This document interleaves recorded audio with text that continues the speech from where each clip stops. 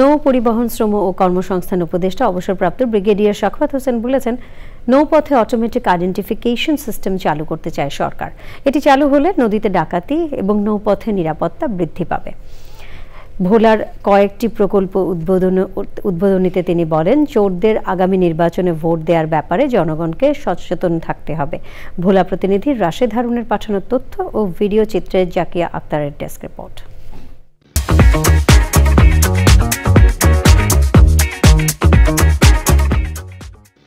শনিবার ভোলার দৌলত খান তজুমুদ্দিন মনপুরা চরফ্যাশন উপজেলার কয়েকটি অত্যাধুনিক নৌবন্দর স্থাপন ও চলমান কাজের অগ্রগতি ও বিচ্ছিন্ন কলাতলী ইউনিয়নের ঢালচরের নবনির্মিত ঢালচর লঞ্চঘাট উদ্বোধন করেন নৌ পরিবহন শ্রম ও কর্মসংস্থান উপদেষ্টা অবসরপ্রাপ্ত ব্রিগেডিয়ার সাখাওয়াত হোসেন। উদ্বোধন শেষে স্থানীয় বাসিন্দাদের সঙ্গে শুভেচ্ছা ও মতবিনিময় সভায় নদীতে ডাকাতি এবং নিরাপত্তা নিয়ে অন্তর্বর্তী সরকারের পরিকল্পনা নিয়ে কথা বলেন।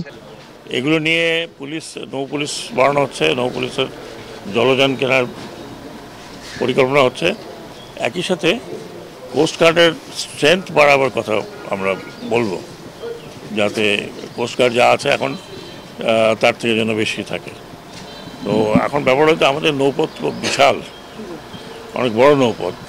সর্বত্র ক্ষেত্রে তো করা যাবে না, কিছু কিছু জায়গাতে যেখানে ফিজিক্যাল প্রেজেন্স লাগবে, আবার কিছু কিছু জায়গা হয়তো সার্ভেলেন্সের মাধ্যমে দেখা হবে। চরাঞ্চলের জনগণের দাবি বাস্তবায়ন হলে নতুন সম্ভাবনার দ্বার প্রান্তে পৌঁছানো সম্ভব বলেছে বিআইডব্লিউটিএ। আমাদের সময়ের অভাবে আমরা এটা স্টাডি পর্যায়ে শেষ করেছি, কিন্তু আমরা এই কনস্ট্রাকশন পর্যায়ে যেতে আমাদের সময় লাগবে, কিন্তু ওয়ার্ল্ড ব্যাংক আমাদেরকে সময় দিচ্ছে না।